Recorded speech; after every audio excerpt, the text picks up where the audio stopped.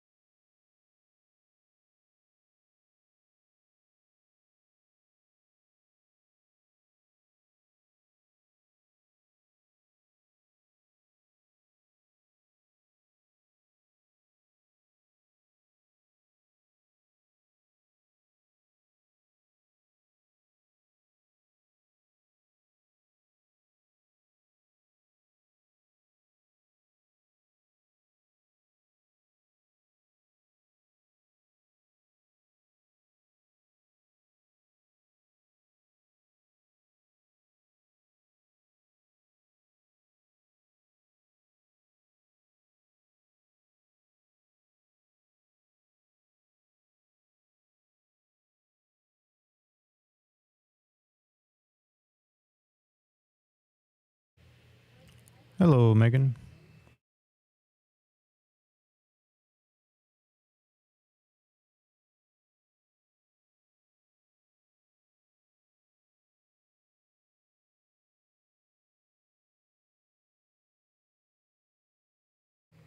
Again, if you are in the chat, we are having a live Q&A and I will be on in just a second. And if you want, you can start posting questions. We have some that were already submitted before and we'll answer those, but we'll try to get through as many live questions as we can as well.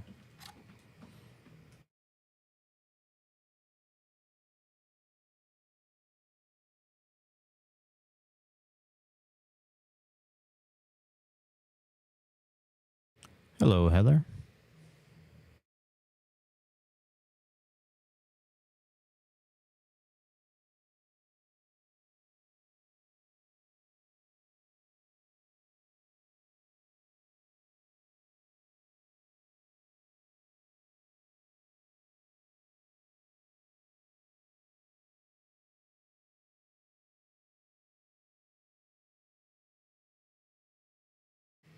Hi, Lolly and Shannon. Glad to have you here. Let me know also if the audio is okay, if I need to turn it up or down.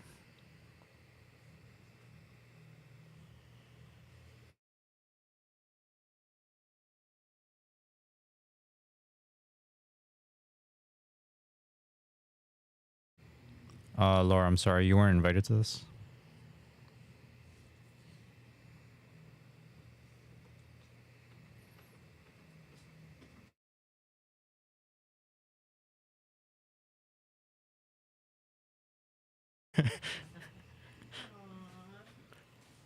Here, let me give you into Microsoft. Oh, of course, I just tangled it. Door's right there, Laura. You can see yourself out. That's what? No, I'm talking to Laura. My drink? Is that what it is? No. Take one? It's like. Give me a moment.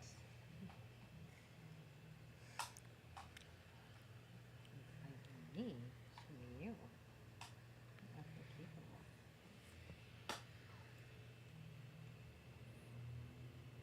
I mean, if you're sitting there, you don't have to Okay. clip it. Just clip it to the back of the chair, and then clip the mic to your shirt.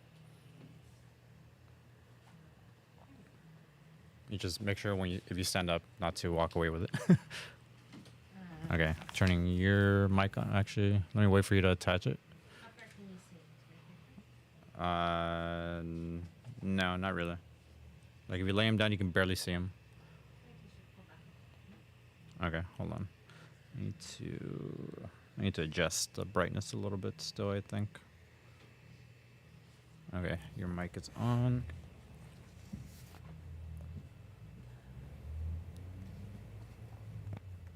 Oh, that's because then I see the edge of the background. Oh, I see. You can pull it. You can pull it.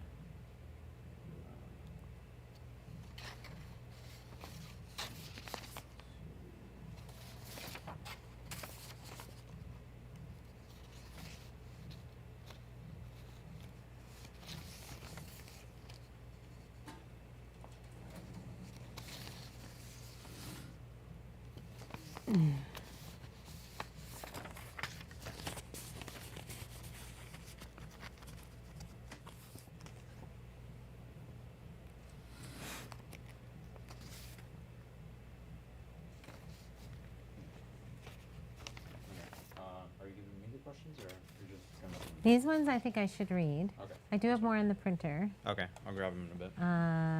Hi guys, Anna Brandt here. Gosh, we haven't done an Ask Me Anything in over a year and a half. Maybe more, honestly. Gosh, we started out strong a year and a half ago. Yeah. January 2021, I believe. And the idea was every month we were going to do a live Q&A around the world free of charge. This is being streamed on YouTube, as well as I have a photographers group that I run with over 32,000 photographers in there. And of those 32,000 photographers, maybe the same 25 are the ones that talk the most. And it's also being, I mean, it's really, you can watch it anywhere in the world. And the idea was, when we started this, was to be able to try to answer some of the many questions that I get asked. And then I don't know what happened. We did it, life became really busy. Last year was really intense. Last year was a very, very busy year. It was the first full year after COVID. And businesses were just trying to catch up and get to work, and the momentum was high. And, you know, this year is kind of like this, right? We're middle of the year. I think officially this weekend is the middle of the year, because I wrote it down on my calendar. I think Friday or Saturday, there's some midpoint of the year, and it's coming up. And so I thought, since we've been on hiatus for the month for my podcast, we'll start resuming my podcast in July. And I just flew in from Asia, and next weekend I'll be in India. And I have sessions in my studio all week, a very busy week. I wanted to just try to take an hour out of the day to try to answer some of the many questions that I receive. And I receive, you know, like anybody, I'm sure you receive questions too. We all receive questions in our DMs and Instagram, Facebook Messenger, email. I feel like, WhatsApp, WeChat. I feel like they're coming in everywhere. People on the street, clients. I have clients ask me questions all the time. Everything from how do you wrap a baby to when is the best time to photograph a newborn to the number one question lately, how do I get started in newborn photography? I feel like that's a really big question lately, which I find fascinating because I feel like there's so many resources available. When I started out, there wasn't anything. There weren't any resources available. And I'm always amazed by some of the questions that I see because I feel like you can just find these answers anywhere. But who knows? I'm here to just help answer as many questions as I can in the time frame that I have. I can't do this very long every day, all day, but I can try and pop on and just try to help out a little bit. So with that being said, I'm going to go over some of the questions that were submitted previously. We get questions come in all the time. And then if you have a question live, I'll kind of go ahead and post it. I can't see it, but Alex will flag me down and I'll answer your question live. Couple real quick things, Alex. You have my phone, but you know what? Remember I said my Apple Watch was here? I haven't seen it. Do you think we could ping it or something? Sure. I'll look for it in a second. Okay. So should we get started, Alex? Yeah? Should I get started, Alex? Alex, should I start? Yes. Sorry, because I'm trying to listen here. So I'm on a delay, so. I was like, Alex. So I'm trying to make sure that the audio is good. Okay. For some reason, the Facebook looks like the audio is not synced, but on YouTube it looks like it's synced. I don't know why. So people on Facebook, does it sound like Anna is out of sync with the audio? You want me to talk and see? Yeah, you got to talk, otherwise Oh, I'm sorry. Okay, so we're trying to figure out the technical glitches as usual, and this is being streamed on YouTube, but I believe Alex can set it to stream to Facebook. So some of you are saying that Facebook, it seems like it's off. Okay. Yeah, they're saying it's fine, so it might be just mine for some reason. Okay. I don't know why. Alex's control center. Okay, so I'm going to dive right into some of these questions. I find this very first question fascinating. It says, now there's no names on these. So if you submitted the question or not, I have no idea who submitted these questions. Even when you ask a question live, Alex doesn't usually tell me who asked the question, so you can feel I try very to comfortable. sometimes. Sometimes I do. Yeah. Sometimes.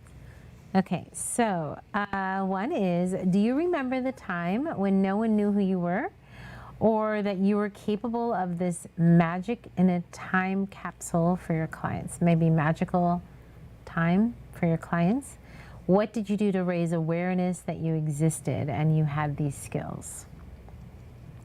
I love this question because, especially where she's saying that I'm capable, you're capable, anyone's capable, we're all capable of this magic, which is capturing images for a time capsule for clients.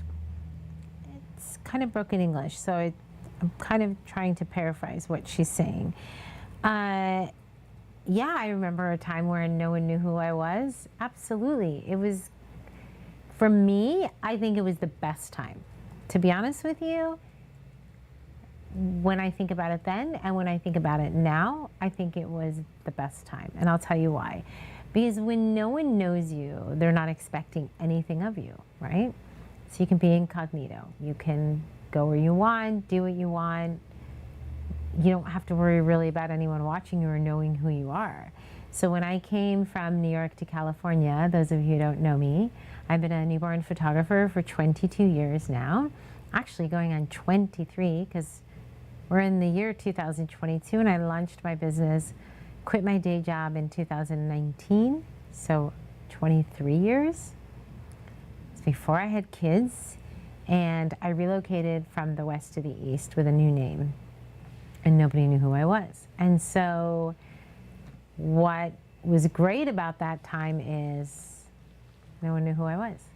So I was free to experiment with photography, take my camera out, photograph strangers, drive like a crazy person because I didn't know north, south, San Diego versus LA. I talk all the time about how when I moved here, I had such a hard time with the highways because Rarely would I see north or south. It would just say Los Angeles or San Diego. And if you're new here, you don't know what that means. You don't know which way LA is and which way San Diego is. Now I know they're north and south, but it took me a really long time to figure that out. And so it was a good time. It was a tough time because I left my family and my friends, and I was born and raised in New York my whole life. And so I left everything. And when you leave everything and start a new life in a new place, like many of you have, whether you're military or whether you move, anytime you transplant, it's, you have to start from scratch, right?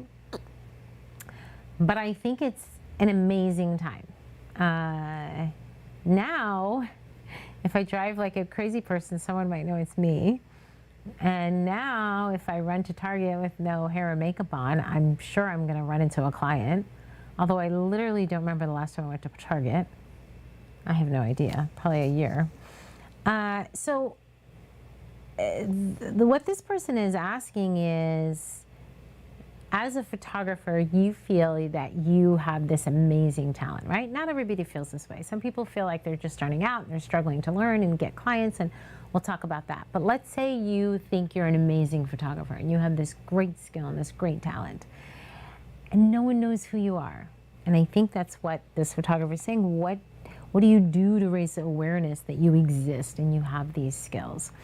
Well, one of the things I say all the time is you have to show the world who you are, through video, through photos, and just doing the work and creating. And it may take a really long time for someone to find out who you are. It's kind of like actors, and you watch TVs and movies, and think of those who are doing acting, right? They'll maybe start out as an extra, behind the scenes. My daughter does acting, and she was an extra. And, I think there's one scene where part of her body's in it, but she's like not the main character, right?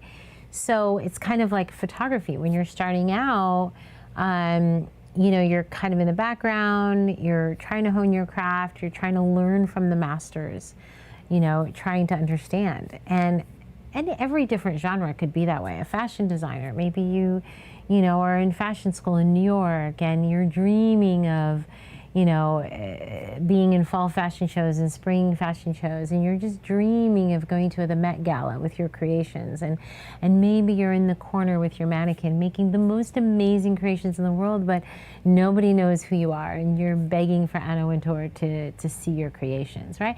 I feel like every single genre has that, where you've got the stars that have made it and everybody knows who they are and they're headliners.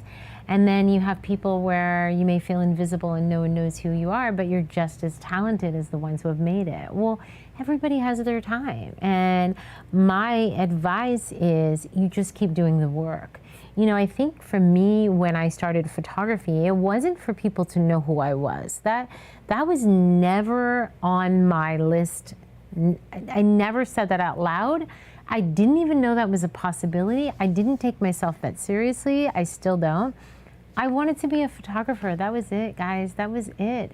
YouTube didn't exist. Facebook didn't exist. And I wanted to understand how to capture an image with my camera. And that's how it started. And I had to learn how to use my camera first. I had to learn how to read light second. I had to learn how to use studio or artificial light third. And along that way, I had to build my name, build my portfolio, and try to get work. And that's it. And whatever happens after that, to me, it's kind of the universe taking over. I don't feel like you have any control over it. I feel that whatever your journey is and whatever your path is, it's gonna come along for you when it's supposed to. I feel like now everyone's seeking fame. They're seeking TikTok famous, and I have this many likes and this many reels and this much.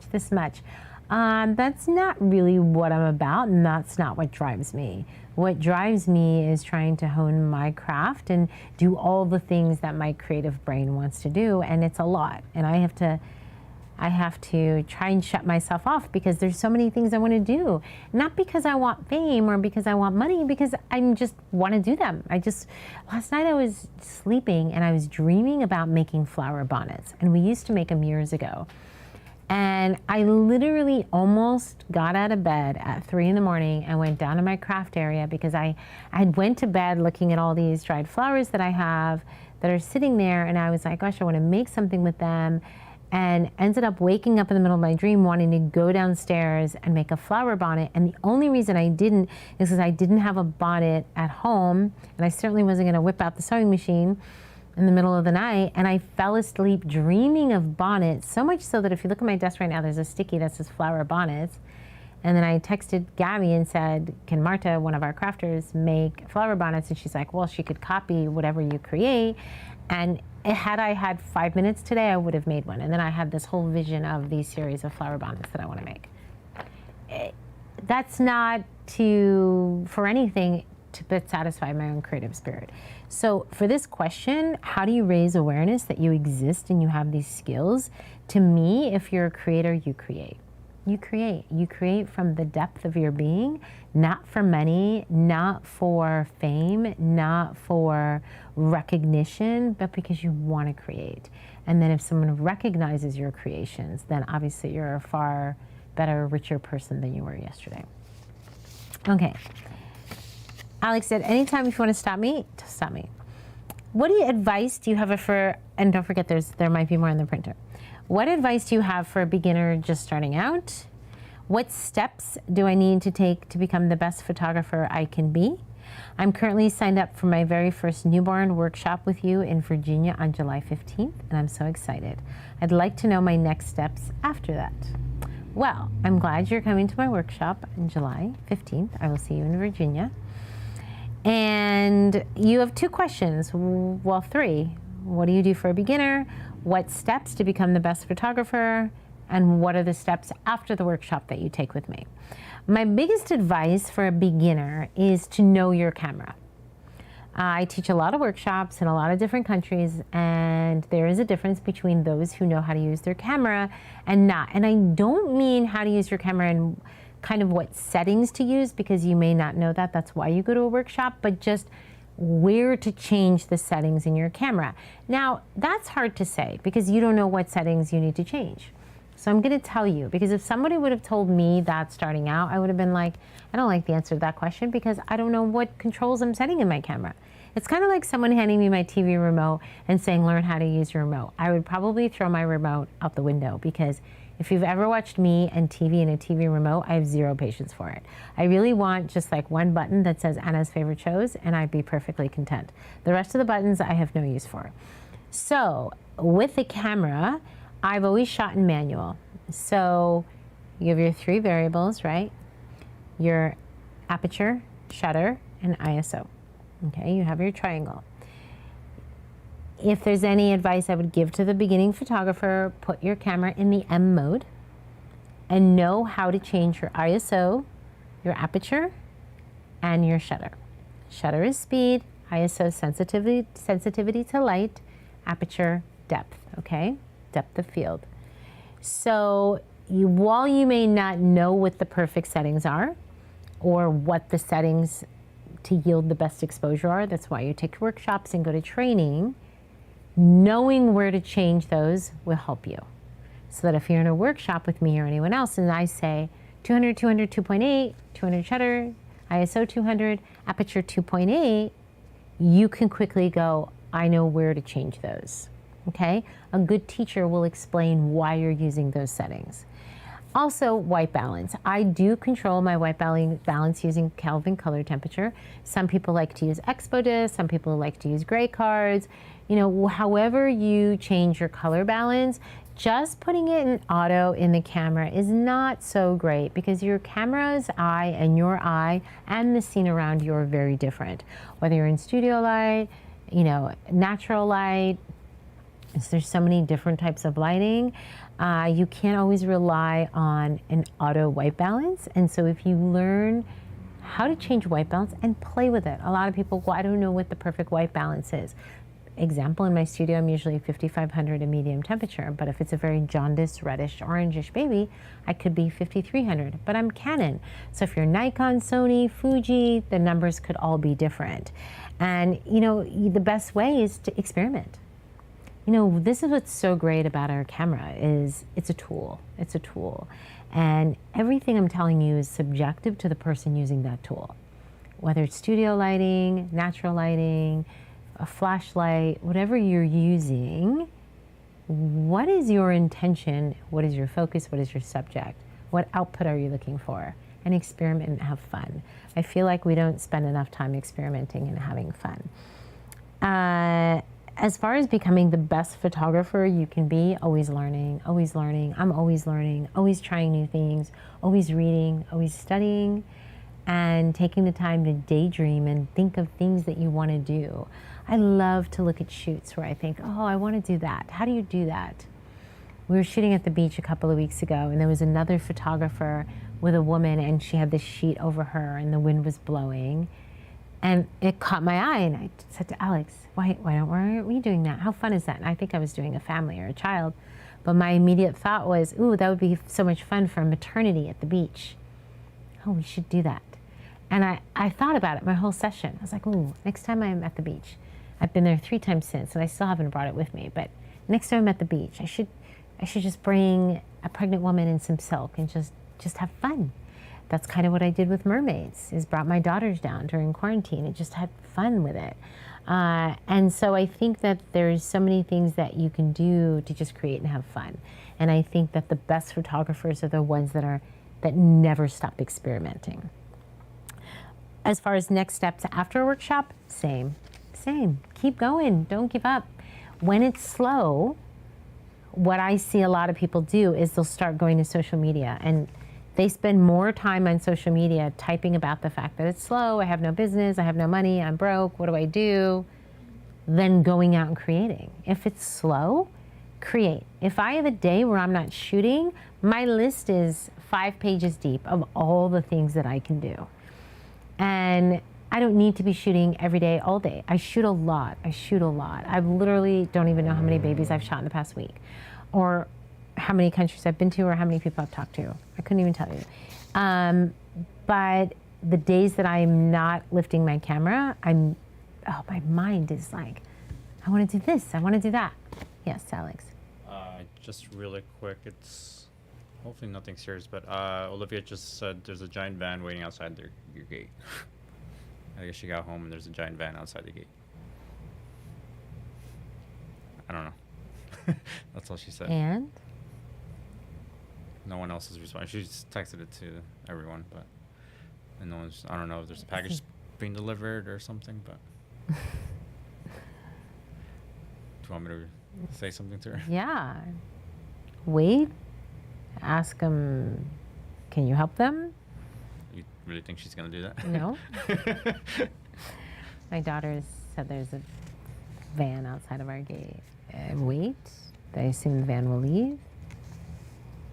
I assume they're delivering a package. This is live. This is my life. Every time there will be, if I'm live in any way, shape, or form, there will be a child dialing in about something. Guaranteed. I'm a mom of 3. That's just a fact. If it's not that, it's my dogs escaping. Do you want to do a question from Sure. here? So it's from Facebook. You don't want me to say names, right? No names. Okay. I like it better when it's no names. Okay. Someone asks, hi Anna, what is the best platform for doing newborn photography when you have back issues? I have seen so many types, and even one where you can slide your chair and legs under the table. Thanks. Okay, so I don't know because I don't have back issues. I would ask someone, or if someone's seeing that on Facebook, to respond with, if they have back issues, what they use. Because I use the Paloma Shell beanbag, and I sit on a yoga ball, but I also work on the floor, and I also work standing. And I gotta say, in 22 years, I don't think I've ever had a backache really the only time I had a backache was when Olivia put me in back labor. That was it. So I don't have any back problems. My pain is like in my upper shoulder that I get from when I used to carry a backpack in school. That now kind of transcends over to photography. I don't have any back problems. So I feel inadequate to answer your question. Are you happier standing? Are you happier sitting? Anyone that wants to chime in, if you have back issues, what do you do? I'd love to answer that question. I have no idea. Because I don't know, does it hurt when you're standing? Does it hurt when you're sitting? I don't know. Okay, so hopefully someone can help her. Yeah, and there's another similar question. Okay. It said, "Hi Anna, I mentioned the other day, best table, question mark.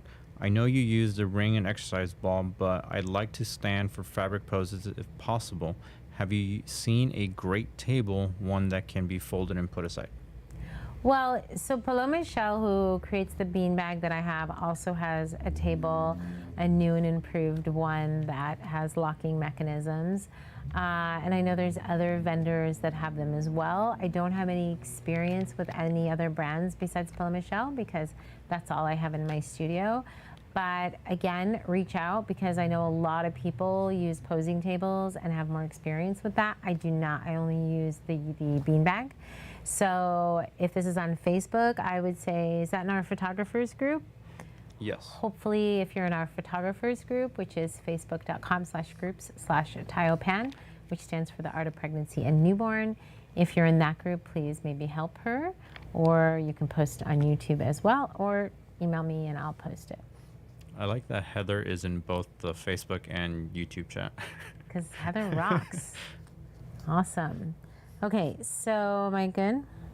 Yeah, I think so. Sorry, I have an itchy eye. Okay, everything I need to set up for a lighting system. It's such a tough question to answer. So I use Profoto lighting, and I love it. I love Profoto lighting because it's consistent, and it's cordless. It's hanging from my ceiling right now. The lighting that you're seeing on me is Profoto lighting. It's what? That's not the Profoto. It's not? No. Oh, it's a video light. Yeah, your Profoto's on the floor. My Profoto's on the floor. That's not the light we're using. It's a video light. Alex says my Profoto's right there. But Alex, can you hand it to me? Because I can show them that we hang it from the ceiling. See, Alex should answer these questions. So I use Profoto. It's a heavy sucker too. So I use the Profoto B1. You see that? And even has my name on it. And I like it because it's cordless, but keep in mind that my lights hang from the ceiling where this sucker is heavy. So my lights hang this way, and we lock it. Or it could hang this way, and the umbrella goes through it. I use a parabolic umbrella. The Profoto has the extra large deep umbrella. And on a scale of 2 to 10, for newborn, I'm usually at a 4. For family, I'm anywhere from 5 to 5.5. Backlighting, I'm full power. That would be full power. But what's great about Profoto is you don't need a transmitter on here, but it has its own little transmitter. And so, but when I teach and we use this, like I just used that I used a different one, I think in Indonesia. Did we use the D1 in Indonesia? Or was it? Yes. The D1 was in Indonesia. And we brought our Pocket Wizard transmitters that you can plug in when we're teaching so others can use our other transmitters. I do have Alien Bee and Einstein because I have a satellite studio that we rent out. And in our satellite studio, we have Alien Bee and Einstein. So Alien Bee and Einstein are owned by the same company, Paul Buff. And Alien Bee are less expensive than Einstein. I do find that of the two, Einstein are a little bit more reliable. You get what you pay for. It's a little bit more expensive, and it's a little bit more solid to me, in my experience. So if you're really conscious about budget and price, or you're just starting out, Alien Bee is fine to use. I would use 400. 800 is very powerful for newborns. If you have a little bit more money to spend, Einstein.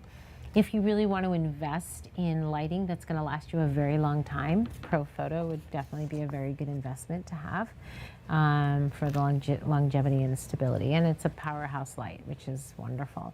I only use primarily one light.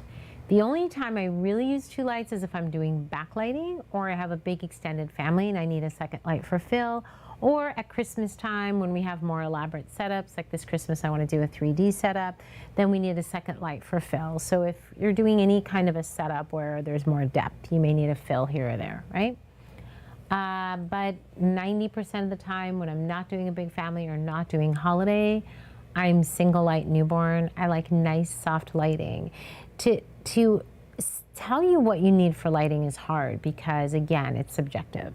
It's based on who the photographer is, what the photographer is trying to achieve, what the subject is, and what you want the output to be. So if someone were to say, Anna, I want to do newborn lighting just like you, what do you use? I would say Profoto B1, 65-inch shoot-through white umbrella, and translucent umbrella, I should say, translucent umbrella. And that's all I use. I don't use reflectors or diffusers in the studio. We do have V-flats here that we'll use when we're playing around, but everyday work, if you watch any of my videos or any of my teachings, most of the time it's single light shoot-through umbrella. But if you ask this question to 10 other photographers, they may tell you 10 different answers, because some photographers say, I use 4 lights, or I do beauty lighting or fashion lighting, or the soft boxes and strip lights and you name it, headshots, reflectors, domes. Oh my gosh, there's so many sources and modifiers. So it's hard to say. It's hard to say. That's my answer for what I use. Alex, I think there's more in the printer too. You have a Facebook one? Yeah, so someone's asking, this is probably more for me. I use the same camera every day. It's been about 4 years. I shoot daily, 5 days a week.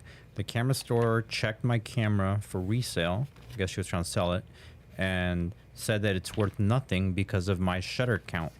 That he was surprised it didn't just die altogether at this point.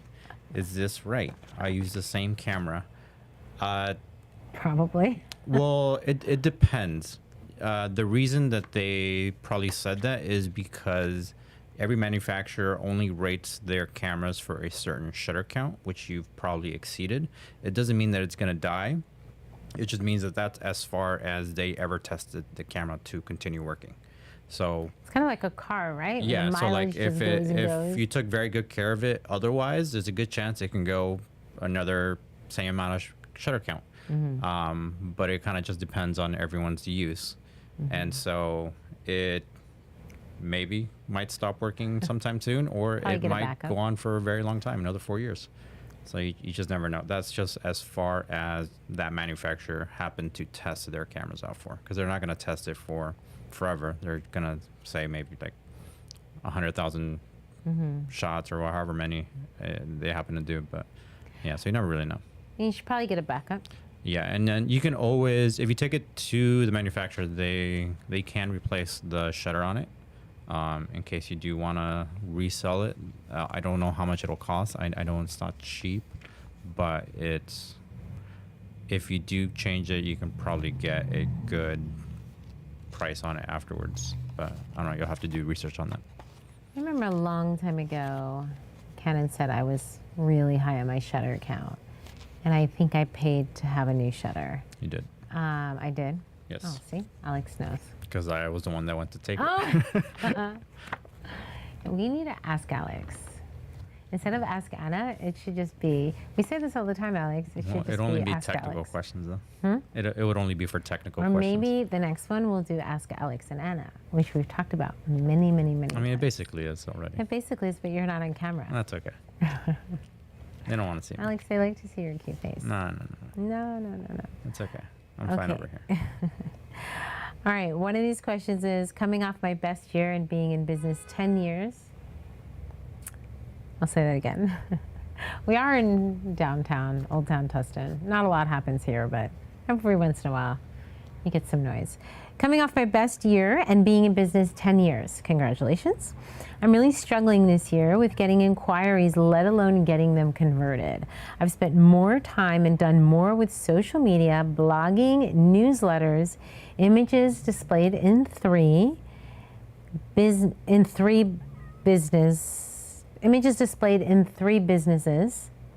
soon to be 2 more, so it'll be 5. Adding value by upping my experiences and making my website better. But what else could I be doing? Since I have very little bookings, I don't have money to be spending on ads or courses, unfortunately. It's hard to say without seeing your work, to be honest with you, because I can't see what others are seeing or what might be lacking.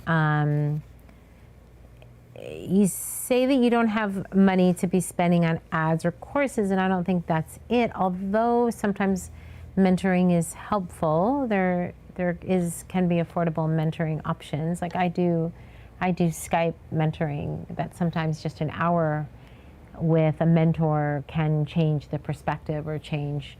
Sometimes if I'm doing Skype mentoring and someone says, can you do a portfolio review, or if I have a Skype student that'll tell me this, the first thing I'll say is, let me see your website, let me see your Instagram, let me see what others are seeing. And I may be, from an outsider point of view, be able to say, oh, this is what's lacking in your work. That might be causing it.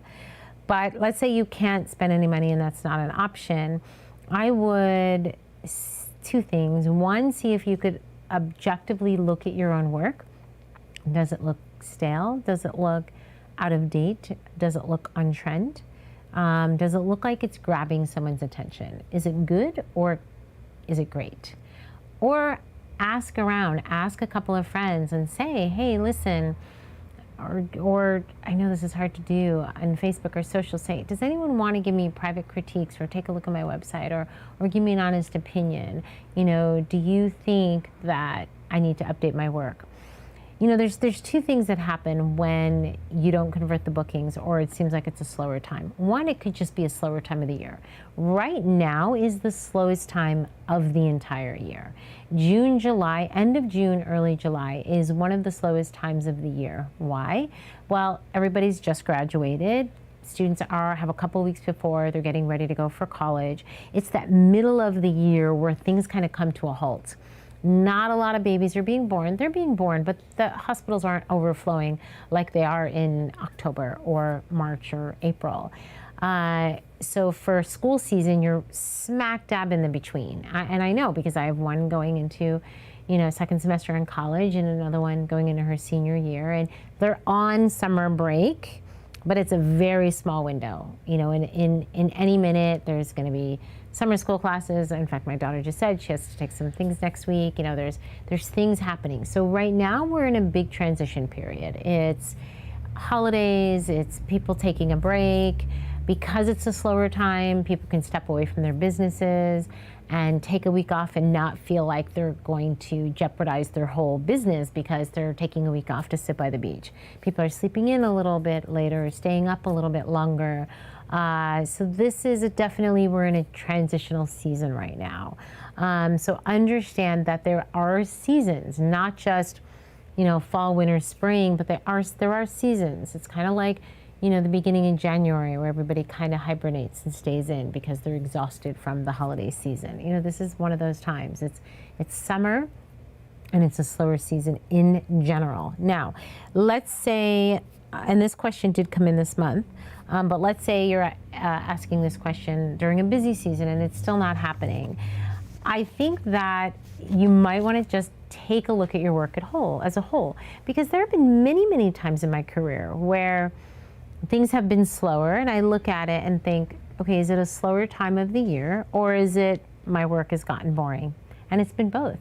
I can name definitely several times in my career, almost to the year, where either I pulled away from my business a little bit because I was having a child or focusing on my kids when they were little, I needed a break, I was burnt out, or my work just became stale because I became so busy that I didn't have time to create new work. And that's kind of what happens, right? You go and you go and you go and you became so busy and you churn out all this work and then you don't have time to create anything new. And then this slow time comes and your work is like so 6 months ago. And that's why I tell people, create new things, edit new ways, teach yourself new ideas. Even if it's one thing a week, take time to just kind of play. Every once in a while, probably more often than not, I'll just take a minute and just kind of play with an image and just have fun with it and just create. And it's so gratifying. So I would say if you don't want to spend money on ads, which I'm not a big fan of spending money on ads, go out and just create new content. Go out and create something new, something fun. What excites you? Try something completely out of your genre and just take your camera and go. And I think what that will do is it will spark your creativity and remind yourself why you're a photographer in the first place. And when people see others create, they get interested. My opinion. So this seems like a similar question. I recently raised my prices and changed my schedule from being overworked and super busy, and now I'm struggling to book anyone. What advice do you have? So my question would be, was it too drastic of a change? So last night I spent 2 hours with Academy 8.0, I think. So I teach a 4-day baby academy. I just finished 10.0 in Florida. Did I have one after Florida? No. 11 is California. 10.0 is Florida. I just did Florida. New York was 9, so California was 8. So last night, and that just means the number of academies. I've done 10 baby academies the past year and a half. Very intense. Baby academies are 4-day intensive programs where we have 10 photographers come and spend 4 days together. We keep saying that we really need to film it for 4 days, but you just can't. You just can't, because so much happens in those 4 days, and people break down, people quit jobs, people transition. It's unbelievable. I think if we filmed it, it would take away from the magic of those academies. We have my 11th in September, and then we resume next year for the baby academies. Last year, Academy 8.0 California, they wanted to get on and talk about pricing, and because we ran out of time in California. And so we were on a Zoom for 2 hours, and this came up because one of the students made a very drastic price change. And so she went from, getting calls to getting nothing. And so my response was, I think it was too drastic, that your price changes should be a little bit slower, or if they are drastic, be prepared that there will be quiet. And I know this to be true for my own self. Years ago, 100 years ago, I had a $600 baby plan. And at the time, that was expensive. And I had it for a really long time. I mean, I don't know, probably half my career. And one day I was like, this plan is so outdated, and I'm not making any profitability on this plan, and I need to change it, and I'm going to change it pretty strong. And I changed it pretty drastically and made bigger plans that are not cheap in any way, shape, or form. And I said to myself, well, if no one ever books a baby plan again, that's okay. I'm going to be okay with that. Now, keep in mind, I do maternity, newborn, children, family, so a baby plan is where you're, photographing the milestones, and clients want to come back, but I'm not going to lose my business if I don't book a baby plan. So it's not my main bread and butter, okay? So when I went pretty drastic pricing and doubling it, almost tripling it in some areas, I didn't get a booking for like 7 months for the baby plan. And I was okay with that. I knew that that was going to happen. And I had to be okay with the fact that if no one ever bought a baby plan again, would I be okay with not doing it, because I needed to do it on a way that would be profitable to my studio. Once the first person booked it, it just went on from there. And the people that book it are people that can afford to book it, and it makes sense to do. And so if you're changing your pricing and you're comfortable with the change in your pricing, you might just have to wait it out. You might just have to wait it out and keep creating new work and spend a little bit less and wait for the ideal client to come. If you think you went too drastic, maybe pull it back a little bit and offer some fun summer packages or some incentives to bring in new bookings. Like, it's okay to have a higher price point and then say, hey, let's do a 20% off summer special. Christmas in July is coming. We do a lot of Christmas in July. We do a lot of promotions. We just finished Mother's Day, Father's Day promotions. And so you can do promotions, you can do incentives to try to get people in the door.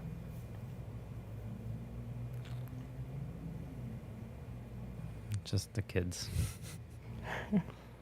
They're going off. yelling at each other? Yeah. Oh, my children. It turns out it was a fish guy. Oh. Yeah. Same person.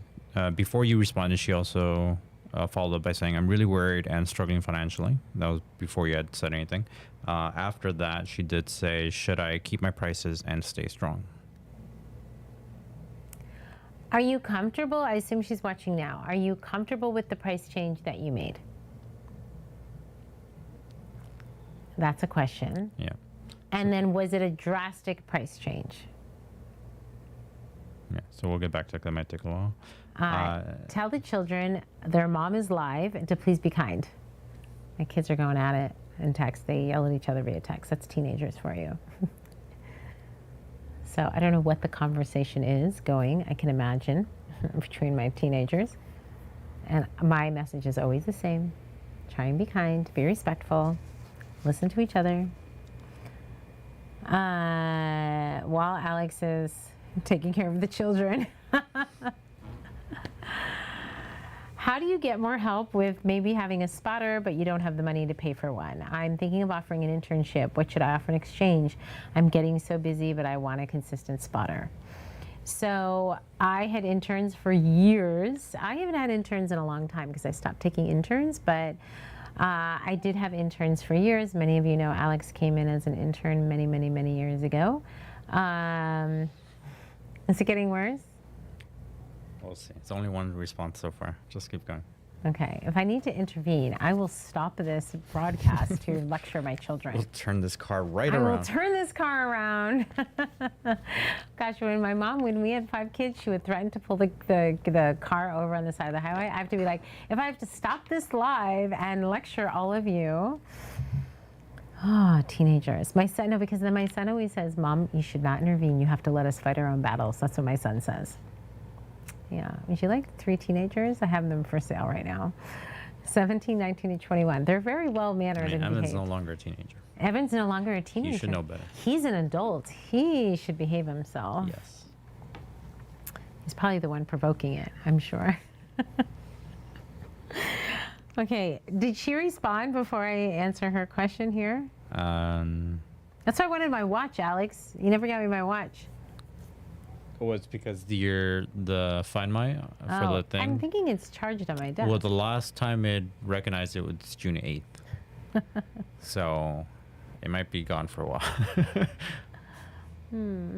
Okay. Did she respond about the pricing? Yes. Okay, hold on. She said, Okay, hold on. Prices were 400, 500, 600, now 600, 700, 800. Okay, pricing was, say it again? So it went up 100 for each package. Oh.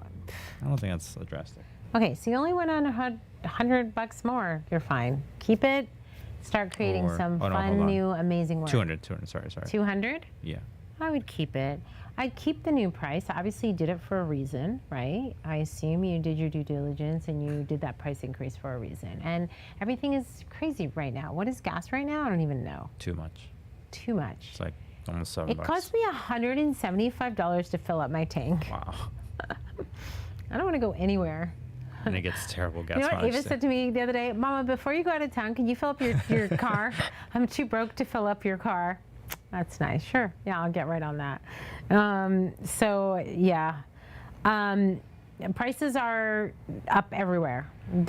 I have to raise my holiday prices. I already warned my clients that when we did a pre-release of Christmas bookings, and I've already said to my clients, if you didn't pre-book your holiday package, I suggest you do it before July, because holiday pricing is going up.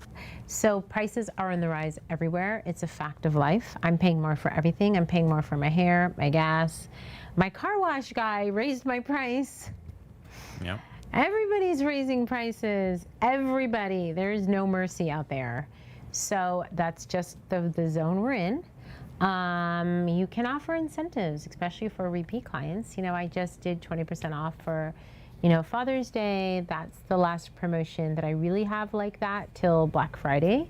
But we'll do Christmas in July. We'll release our summer beach specials and fall minis and things like that. But there's nothing wrong with offering incentives. and finding a way to bring customers in. But I would keep your prices the same and be patient, and then just go create amazing work so that people have to book you because you're worth it. Someone else asked, similar to the camera question, how about flash unit? Is there a certain life that it has? I'm always worried it will give out during a shoot. Do they just suddenly stop working? Yeah, sometimes they do. The flash unit itself might burn out, but it's like any light bulb, you just got to replace it. So I would recommend just having an extra bulb handy so that when it does die, you just replace it really quick. And most of them are very easily user replaceable. It's just a little flash unit you got to replace, and then you're good to go. Hey, nothing lasts forever, you guys. So if you're gonna work every day, all day, shoot 8, 9, 10 hours a day, your gear is going to suffer. Get your cameras cleaned, take them to your dealer and get them, what do you call it, calibrated, you know, your computers, your lights, everything. It's your car, right? It's got to drive your career. You got to check on everything and always have backups. Yes, Alex? Do you ever shoot for free? Do I ever shoot for free? All the time. Yes, all the time. You want to elaborate? I mean, I feel like I shoot for free all the time. Okay, I'll give you 500 different examples. My kids, like, Mom, it's prom. You got to show up because no one knows how to take photos. So I'll show up. There's like 60 kids I've never seen before. They're all slouching in their prom dresses. I'm only 5'3". They're all like 6 feet tall. I gotta like bring a ladder, show up, wrangle these teenagers that look at me like, who are you? Oh, it's Olivia's mom. She's a photographer. And some of them know me, but oh man, I remember the first time I had to do it. I was just like, so embarrassing.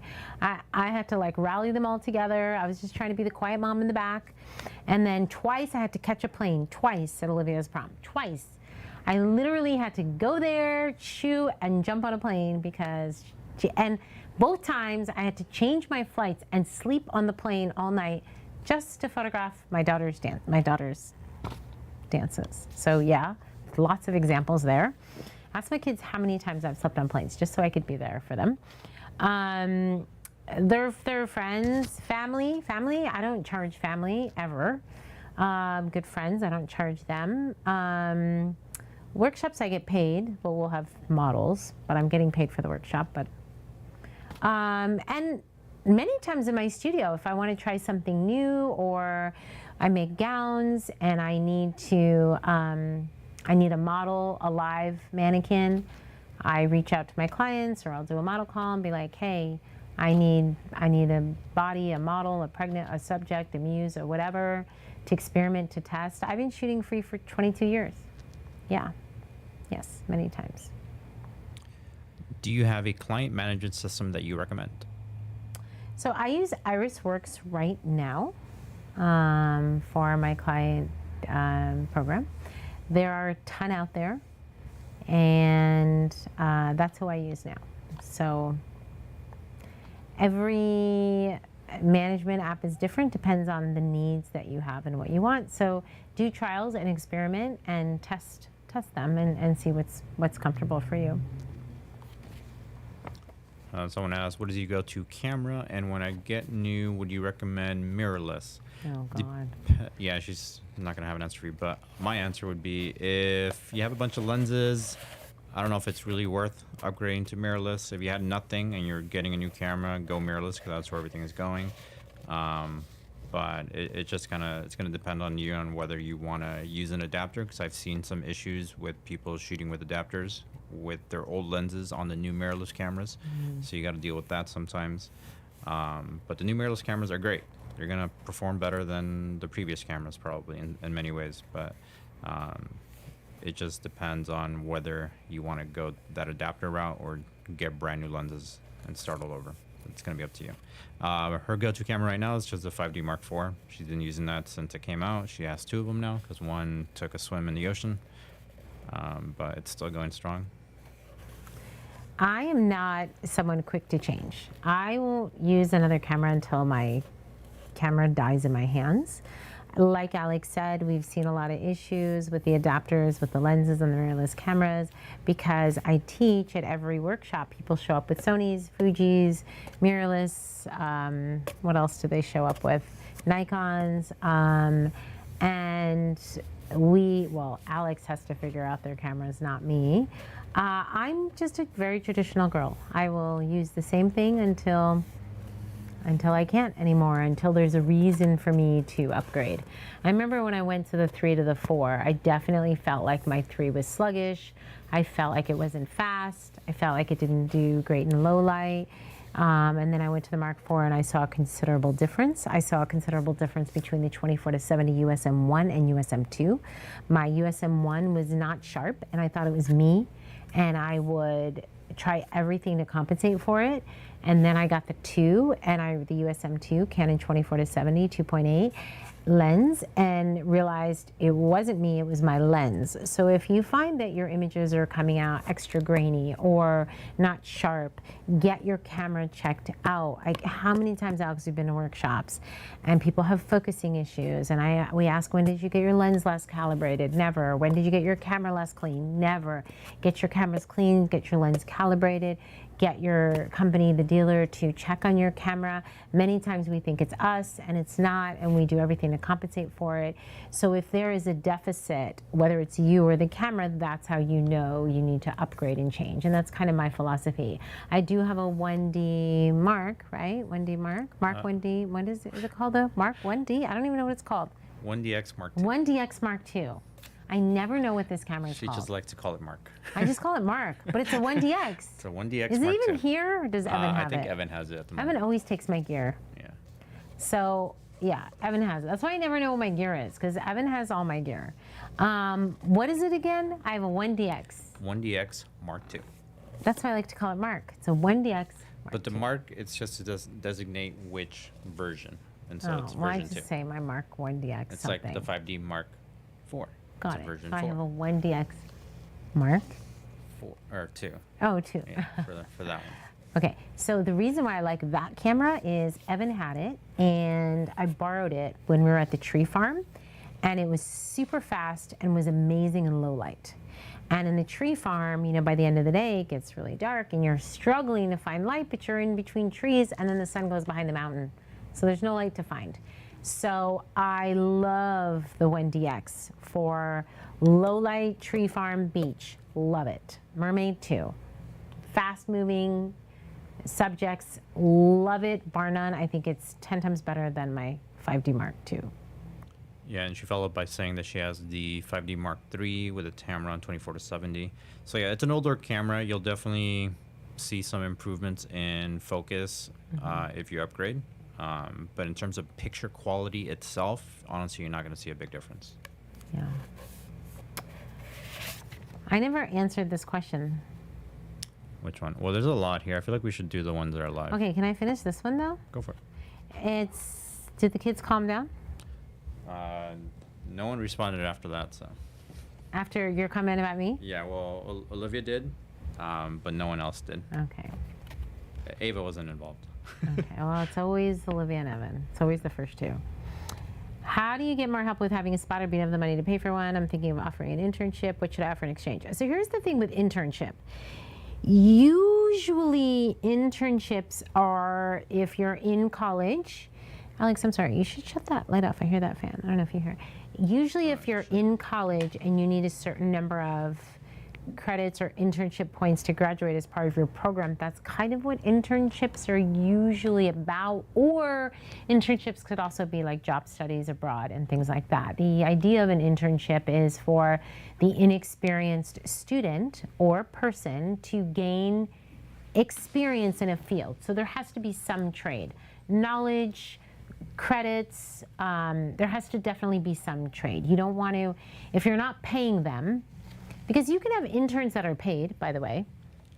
The idea of an internship, I don't know what the actual, definition of the word is, but the idea of it is exchangement, right, of knowledge and trade. So if it's a college student that needs a certain number of credits to graduate, which translate into a certain number of hours, let's say 80 hours. They log their hours every week and they learn, and you're teaching them. You're not just treating them like a slave.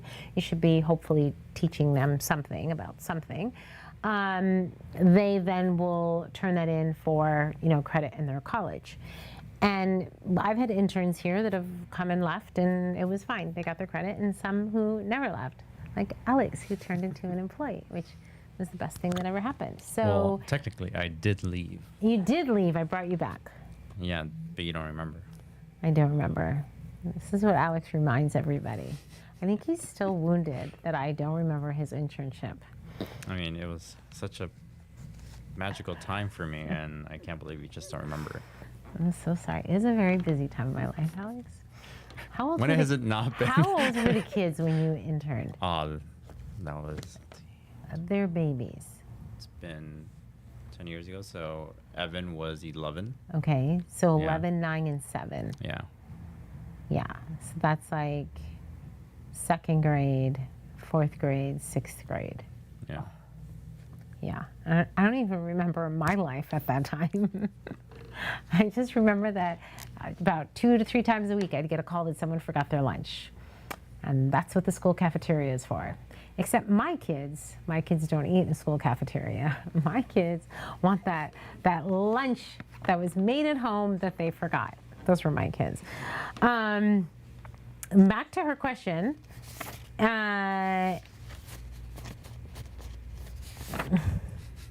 You lose it. What should I offer in exchange? I'm getting so busy, but I want a consistent spotter. Look, it's like dating. You need to find compatibility with the person that's going to work with you. You need to, I'd interview them, to be honest with you. You should, if they're interested in photography, you offer training and knowledge in exchange. If you're not offering training in exchange, they're donating their time for what exactly? Credits? And if so, they'll do whatever you're asking them to do so they get their credits and go. Or money. So it's either credits, money, knowledge, or all of them.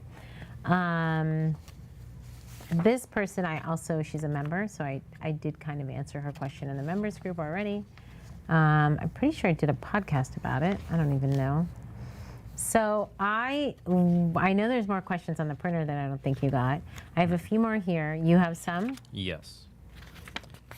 Am I good? Okay. Mm-hmm. So this person says, It's kind of weird that you're off camera and I'm just on camera, but that's fine. I'm gonna No, go I with mean, it. that's how it's always been. I see in photography groups a lot about middle price where, quote, you are too expensive for cheap clients, but too cheap for expensive clients. And I believe that's where the quote is supposed to probably end. Is it true? I don't know. A little confused by the question. So they're talking about middle tier pricing, that you should be middle tier pricing? Well, it says, I see in photography groups a lot about the middle price where, quote, you are too expensive for cheap clients, but too cheap for expensive clients. So you're in the middle. You're stuck in Yeah. the middle. I mean, I think that could be true, but, I did a podcast on kind of demand and pricing. If you search Anna Brandt on iTunes or just search Anna Brandt podcast, you'll find it.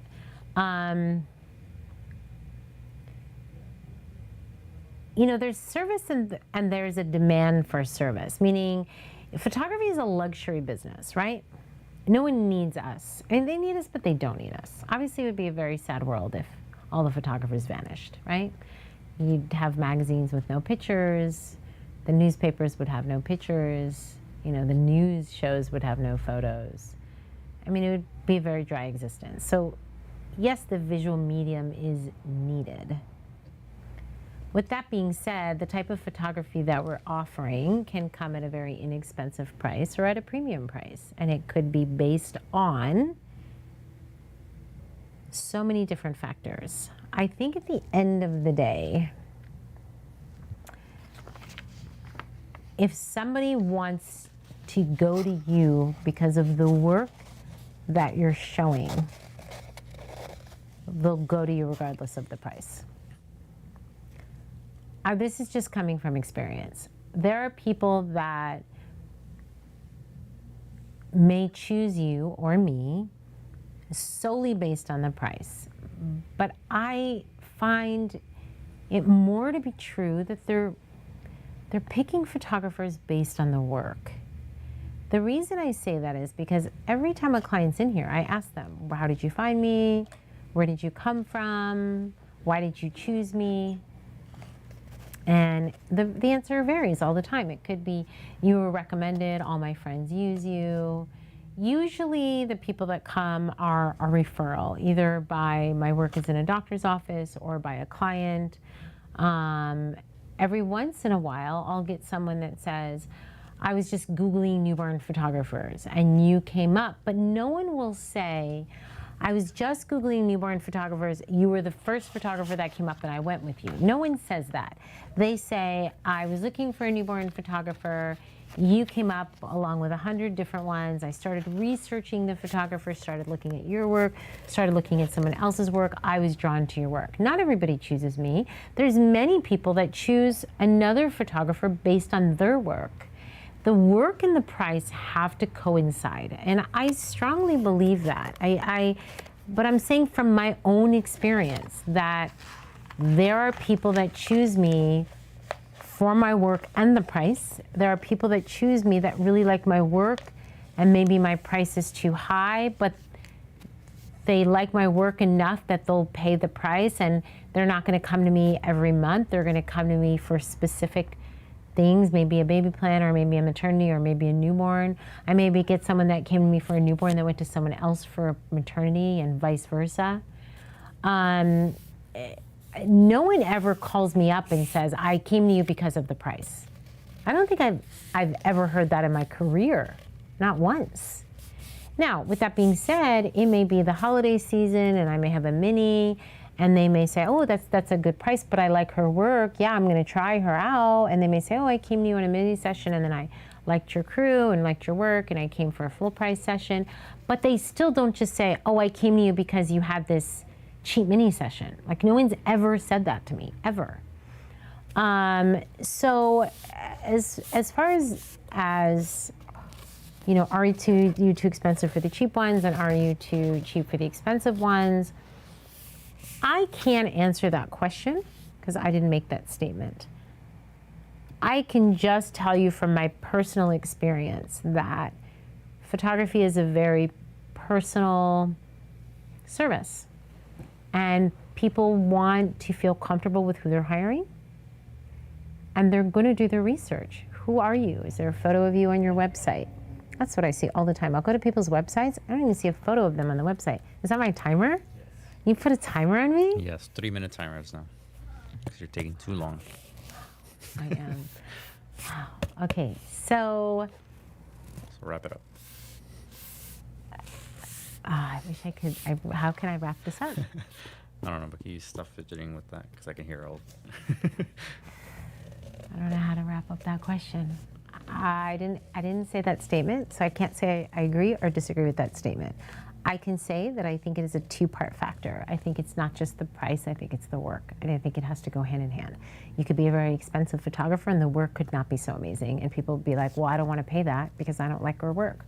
You could be a very cheap photographer but have phenomenal work and everyone's going to run to you because your work is really good and you've underpriced yourself and you're broke and crying in the corner, but you're busy.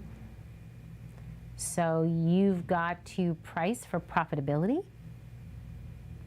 and not based on feelings and emotion, which is what a lot of people do. Okay. Real quick, I'll just read a comment. You'll know exactly who this person is.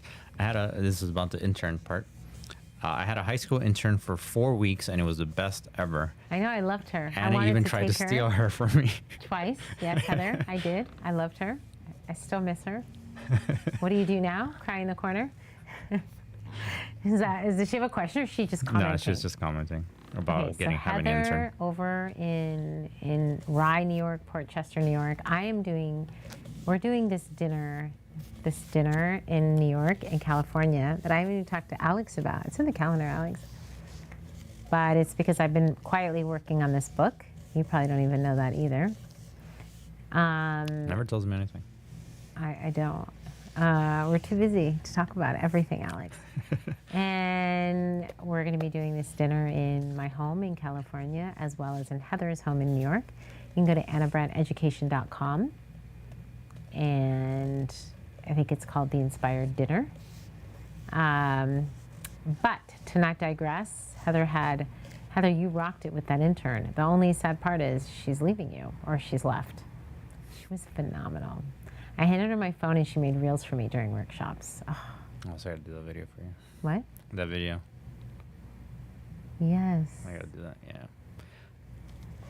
Okay. That's it? Okay. Anyway, best place to get mermaid tails. Everywhere. Google mermaid tails. Everybody asks me that. Next. Google mermaid tails. You'll lose about 3 days of your life. You're welcome. I'm trying to make my own, but it's taking a while. Heather said yes, cry all day long. Oh, I gotta stop doing this. Okay, I'm gonna read one of the questions here. If you don't have one, do you have one? Nope, go ahead.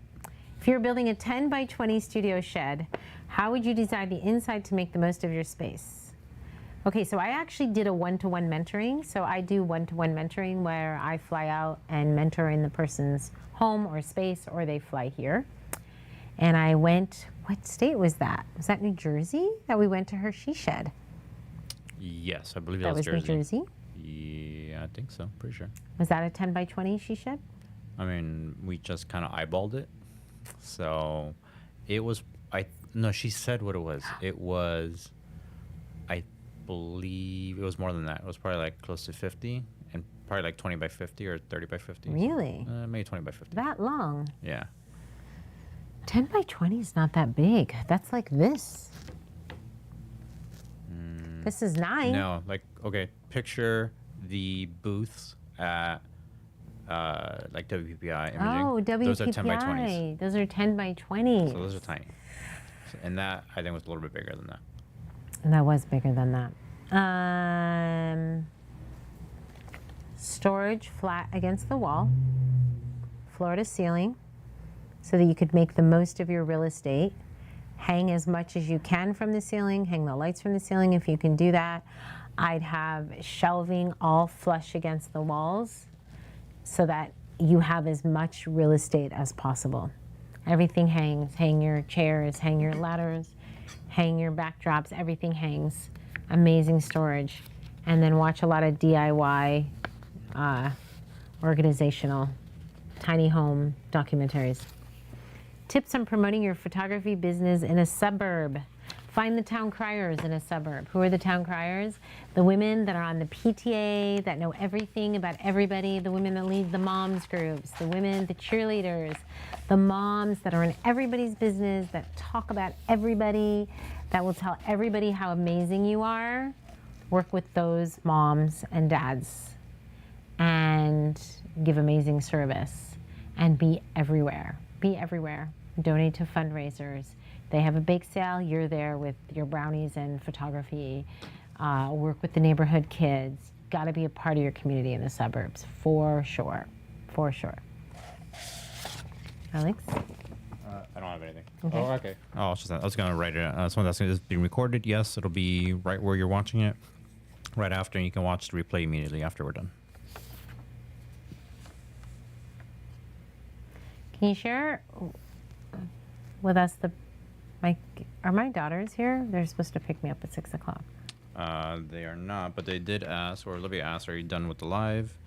And then Ava was commenting on something else. But no, I don't believe they are here. I have not seen anyone come in. So I have a mastermind call at 8 p.m. It's 6 p.m. right now. We do a monthly mastermind with my members. So I have a membership site, members.annabrandt.com, and in which we have an app. And part of our membership is a monthly mastermind where we get on the phone and we talk about anything and everything. So my mastermind call is at 8 o'clock. I promised my daughters that they wanted to do a little bit of shopping that they needed to get done, that we would go at 6 o'clock. So it's 6 o'clock now. I'm going to tell them they can leave, so we've got about 10 minutes. 10 minutes for this live. So we're going to wrap it up in the next 10 minutes because I promised them that I would be available before my call. So let's see if I can get through some of these questions. Rapid fire. I have a couple on here we can do real quick since they're live. These are all like mentoring thing. Like these are deep. These are like books here. Go ahead, Alex. Do you need a professional degree to work as a photographer? No. Next question. You do not. As long as your work speaks for you, that's all you need. Just want to say thank you. Just want to say thank you, freaking rock Anna always, and to Alex. And did you ever get your nails done with our gift certificate we got you? How was it? Yes, last night. Finally. So that must be one of my Texas students. This is Amber. Amber, thank you for saying thank you, first of all. Last night. Can you see it? Because it's the same skin color. It's the same color as my skin. What's interesting about this gift, okay, so I taught in Texas school for a week, fantastic class, and they gave me a gift certificate to my favorite nail salon, which was a huge effort because that meant they had to somehow go through Alex to go through my daughter to get this thing. So it was, I so appreciate when people make the effort. I appreciate it more than you'll ever know. So I'd been carrying around this certificate in my wallet. Well, now we have this other favorite nail place. Well, Ava does anyway. That we went to, but they were closed. So Monday we wanted to get our nails done and they were closed. And so I said to Ava, well, let's go to the other nail salon that you guys got me the gift certificate for. I've been carrying it around for, I don't know, a month and a half. And they went, and Liv got a pedicure, and Ava got a manicure, and I got a manicure. And what I love about this manicure is it's not gel. It's dipping powder, something. These are my nails. And what happened was one of my nails cracked, and she said, that's because you're doing gel. She goes, use this new dipping method that's really good for your nails. And it's not gel, it's not acrylic, it's nothing. And she put my fingers in and dipped it, and out came this color. I remember because she didn't do my cuticles right away, and I kept saying, are you going to do my cuticles? She's like, I do that last, which I thought was odd because usually for gel they do the acrylics first. I don't even know what it's called, some dipping something. It's really good for your nails. My nails are so hard right now, and there's no gel in here. And she said it lasts longer than gel. And the gift certificate was a very generous amount. Thank you very much. And we had extra that I gave for tip. And then I added the tips. So yes, Amber. And Amber, you are rocking it. Shout out to Amber Rodriguez from Texas School. Talk about doing a 360.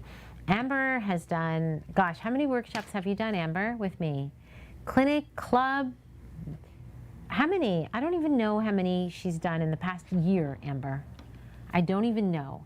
But Amber is somebody that's actually taken my advice. I said to Alex, we were on a plane to Indonesia, and did I not say I noticed that Amber was playing with her kids in the water, doing underwater photography on her day off? And I was like, yes, you did it, because we talked about setting boundaries and having days off and family time. And I don't believe you should work 24/7, and I do believe you should have days off, and I do believe you should rest. And Amber took my advice, and I was so, I don't think you understand that when I teach and I'll be traveling and I'll see my student, it'll pop up. Maybe I can't comment because I'm trying to catch a plane or I'm busy or whatever, but I just smile. I see the work that my students are doing, and they're quitting jobs, and Alex says wrap it up. Anyway, Amber, I'm very proud of you. Oh, she asked to use your certificate. Yes, I used my gift certificate. Wait, the mastermind call is free for members? Yeah. Okay.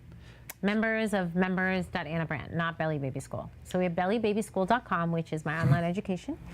And if you want to take courses, you can take one course, you can buy all of them, you can become a member. That's bellybabyschool.com.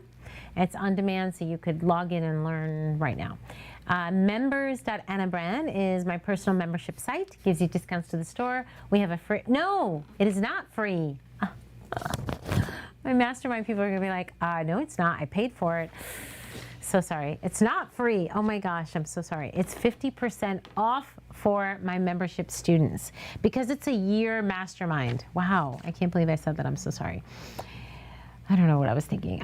The membership site, members.annabrandt.com, we have a free members app where we talk about everything. There's downloads, there's videos, we do monthly lives. There is a monthly mastermind that is not free. It's a year, and the members get 50% off. So the mastermind, I think, was $299 for the year, an entire year. Very inexpensive. And they join, so we have a good sized group, and we get on once a month, and we record them. So if you miss it, you can listen to it. There's only 1 month I didn't record. So yeah, that's the mastermind. Sorry. Can you wait? Yeah, can you tell me your secret for calming a fussy baby? You need a yoga ball.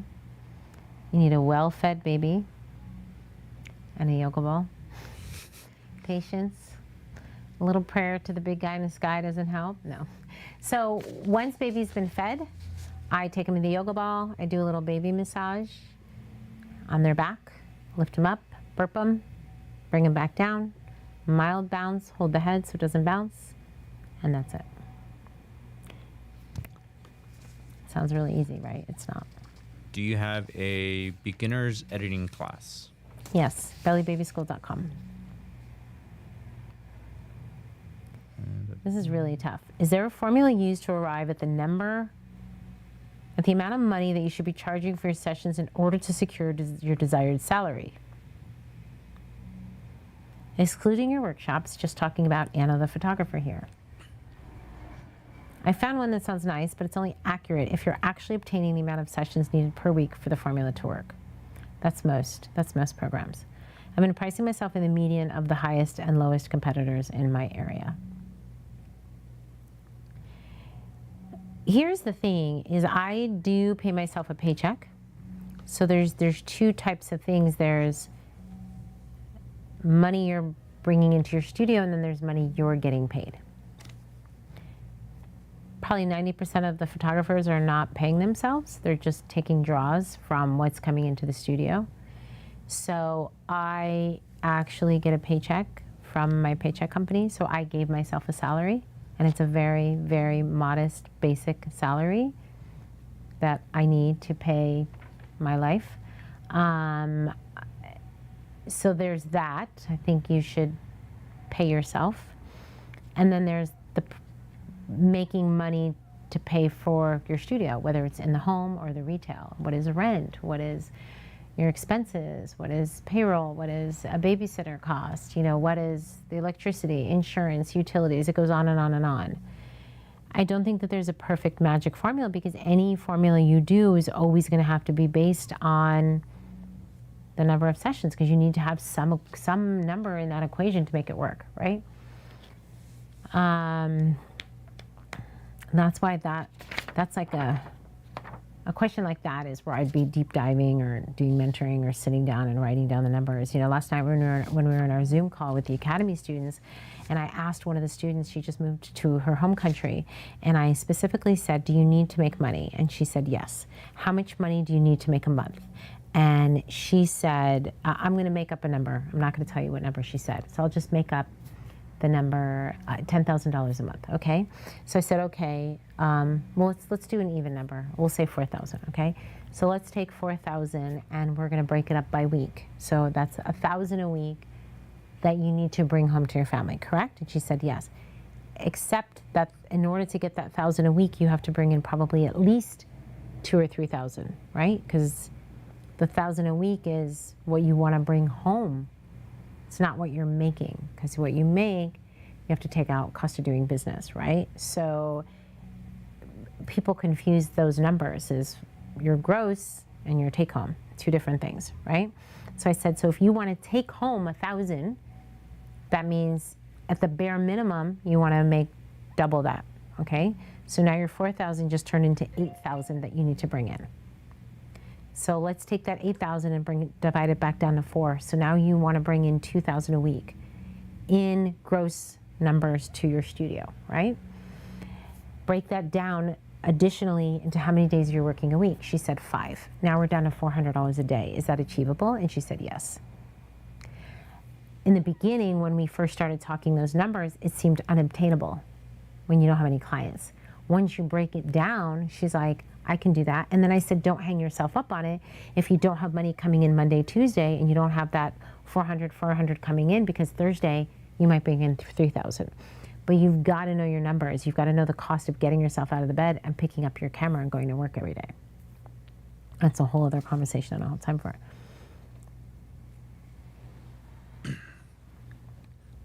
Okay. Someone says, when will you be opening online certificate? When will you open trainings online certificate for free? I think English is not the first language. In my country, we need certificate to reassure the mothers, but I don't have the money for it yet. Maybe some kind of. When will I be opening? I mean, I have it now. I have an online certification program now. But like a free version. Oh, there'll never be a free version because no one's going to certify you for free. Yeah, maybe some kind of.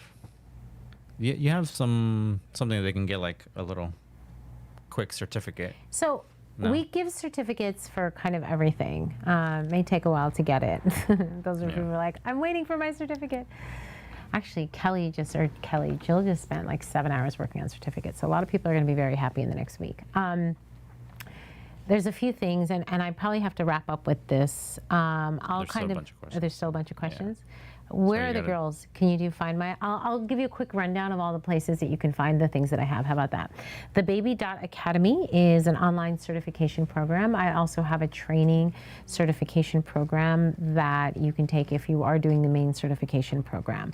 That's the Baby.Academy. BellyBabySchool.com, where you can take my online courses. You can also get a certificate for the online courses that you've taken. I do have AnnaBrandtEducation.com, where we do in-person workshops worldwide. I've now taught in over 35 countries. I still have another 6 or 7 more countries to do by the end of the year.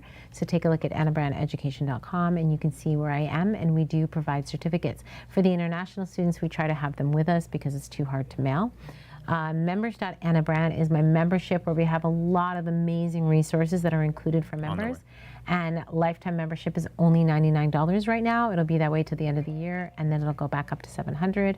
So that's actually a very, very, very good deal, because there's tons of resources, templates, pricing, there's live videos, there's downloads, there's all sorts of things. So you'll see there's a lot of free resources out there. If you're looking for validation or a certification of some sort, there will be some type of fee involved, because that's just the nature of the business.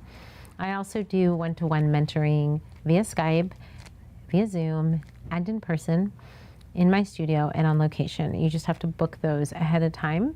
I do all kinds of workshops. I do baby clinics, baby clubs, boot camps. We have the inspired dinners, you name it, I do it. I try to do as much as I can. Keep in mind, I still have clients, so I can only do so much.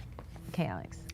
Baby University, exclamation mark, exclamation mark, exclamation mark. Baby University. I purchased the How full did I set not of mention 6 Baby tracks. University? Yes. I know they start July 1st, but Yes. I am already wondering when the next round will release. For fall. I know. They were working on Baby University printing today, because I ordered Baby University notebooks, and if people are probably saying, what is Baby University? What is the URL? Is it the babyuniversity.edu? Maybe someone could put the URL. Baby University starts July 1. Second set of tracks. Probably once I get the students going, by the end of July, I'll release the baby tracks for September. And it won't all dump at once. So the Baby University opens July 1, and then you'll see the course syllabus that runs 8 weeks. So it's an 8-week program. So there's a lot of content in there. If you go to Baby University, you can see all the content. That doesn't all appear on day 1. Your head would explode. And it's all new content that I'm writing, that I literally just set aside time and write and write and write and write and write when no one's paying attention to me writing. So it's 8 course series, 8-week series that starts July 1. I ordered notebooks for the first students that signed up, and they're getting ready to press Thursday. They'll be doing tote bags and t-shirts will be coming in, and they'll be going off to mail. We should be mailing the totes and tees off by the weekend, and then I think when the notebooks come in next week, we're trying to get you your swag before class starts. That's my goal, is for you to have your notebooks, totes, and tees by July 1. You can post a photo while you're in class. And then September tracks. September is 8-week program. Oh, you're gonna love it. You're gonna love it, because it deals with all sorts of other things. The September tracks will probably release end of July, I'm guessing. I need to get the first few weeks rounded out. If you haven't signed up, baby you me, the 50% off code might still be active. I don't know if it expired or not. It was supposed to expire Sunday. Today's Tuesday, and I don't know if I set the expiration, to be honest with you. You can try it. If it's expired and you need a discount code, send me an email at annabrandt.com, or send me a DM, or reach out on YouTube, and I will get you a code. But once class is in session, July 1, we're not going to do any discount codes because I have to focus on the students.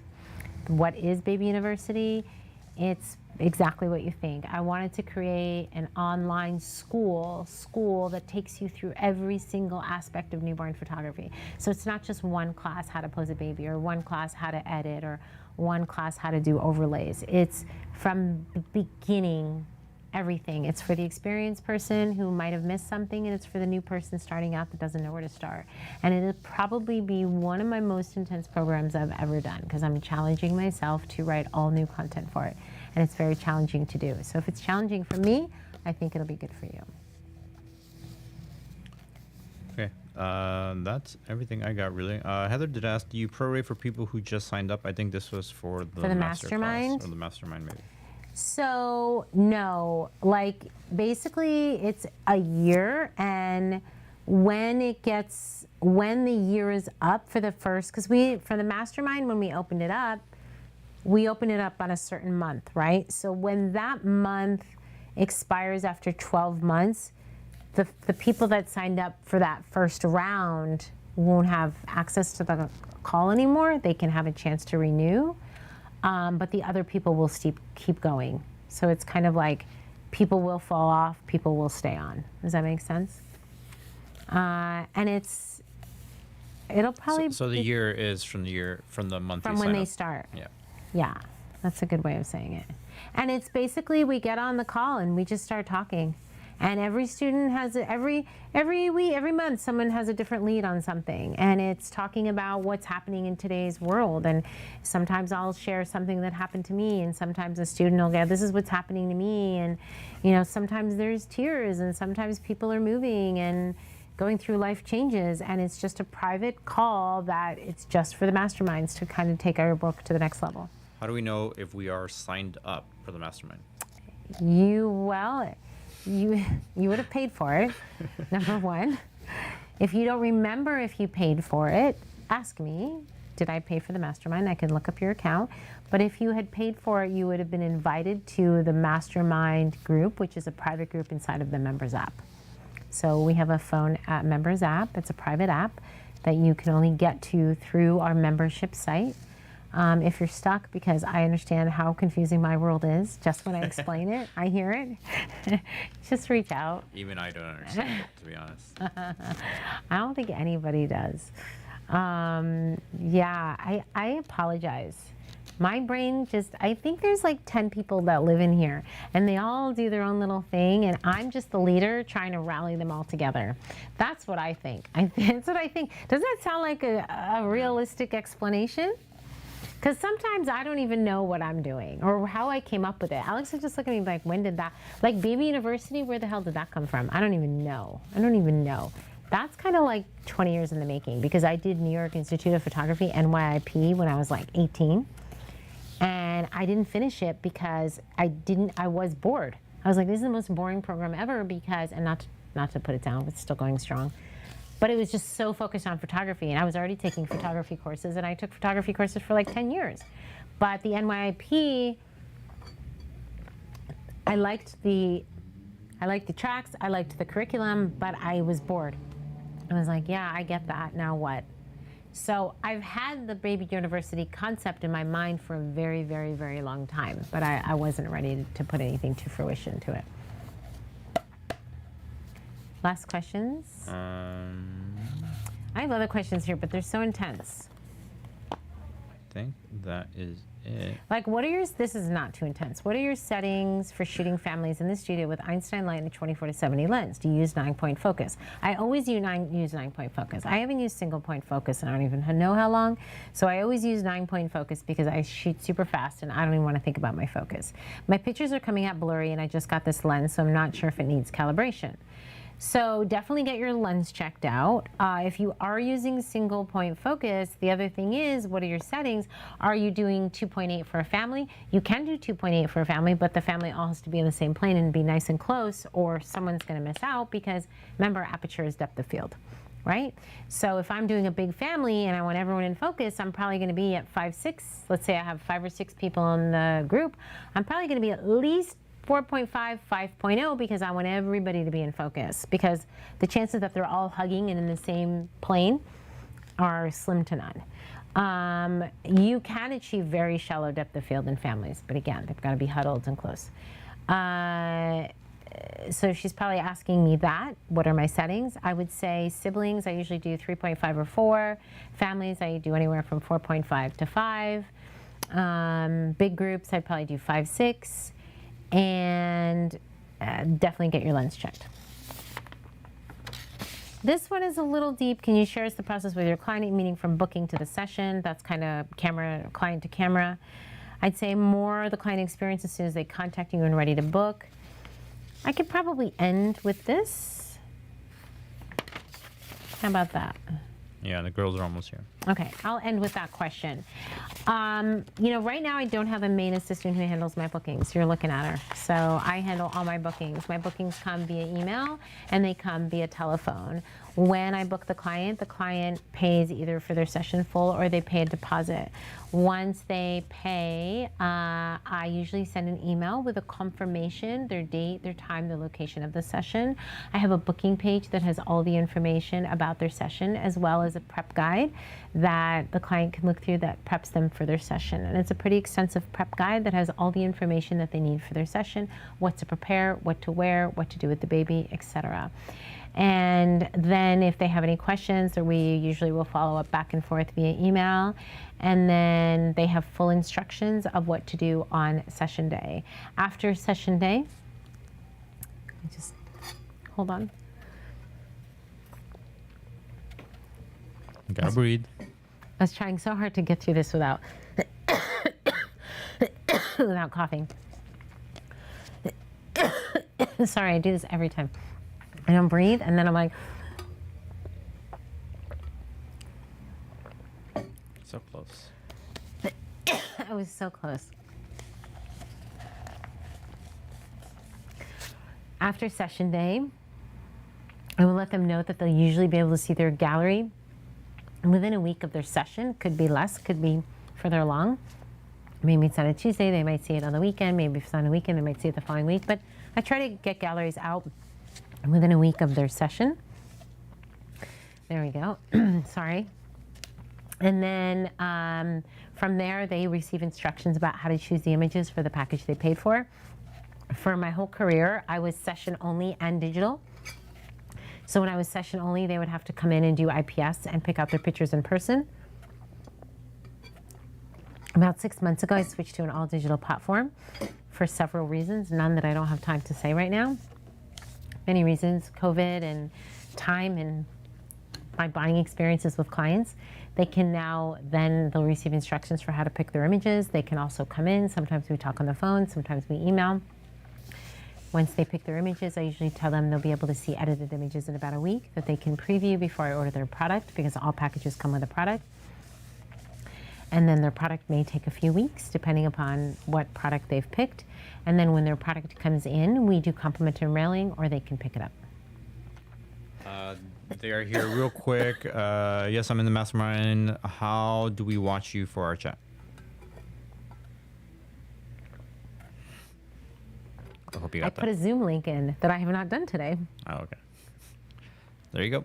And the girls are here, so they're waiting for you in the Go. alley because there's no parking. There'll be a Zoom link sometime before 8 p.m. PSPD, Pacific California Standard. time.